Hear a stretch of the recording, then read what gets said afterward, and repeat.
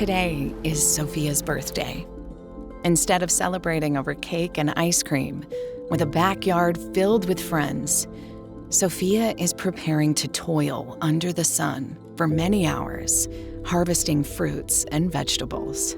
An estimated 160 million children are currently trapped in child labor around the world, most in full-time and hazardous jobs. My parents migrated from Mexico when they were really young. So in my hometown, it's the center of agriculture. There's potatoes, lettuce, carrots. So growing up, I always saw my parents working in the potato fields and the lettuce fields. So I just kind of thought that was normal. I started working in the lettuce fields at 12 years old in 6th grade. It was pretty normalized for kids like us. They would pay us under the table. Most of my friends worked there. We would have to get up at 5:30 in the morning and have to be out in the field while it was still dark out. Imagine 12-year-old kids.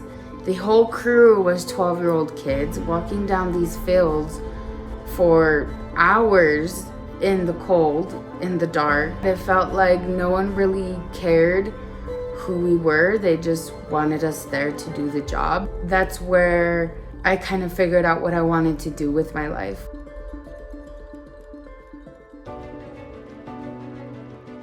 So I applied to this internship and they placed me with NCL. I there then learned a lot about child labor and the bills that they were trying to pass.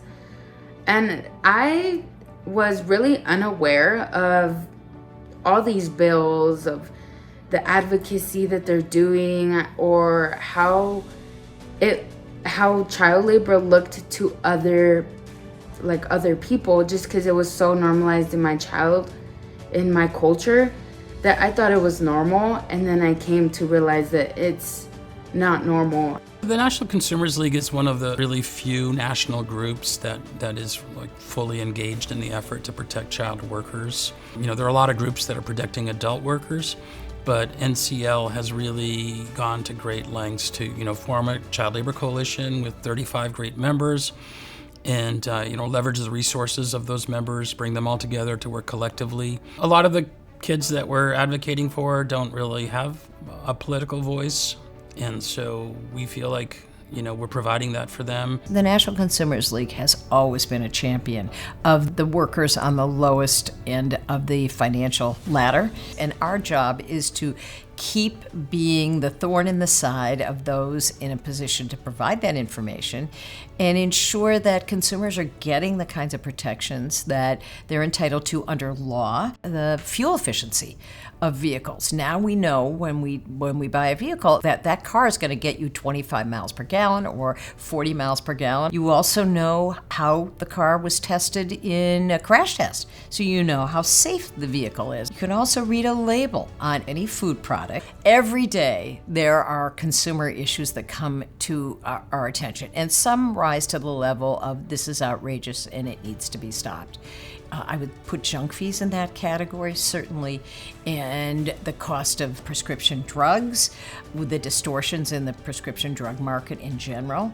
We're going to continue our work on alcohol labeling because that's by no means over. All those things take years of work, research, testimony before Congress, working with federal agencies, and being consumer advocates. When people see her on Capitol Hill, they know what's coming. They know she's not going to let it go easily, but that she's also going to do it in a way that is respectful. One of the most critical things we do is educate the young generation, and by that I mean high school students and in some cases middle school students, about consumer protection issues, about the environment, about technology, about their rights and responsibilities, and safety and health. I left NCL with so much knowledge that I got to bring home.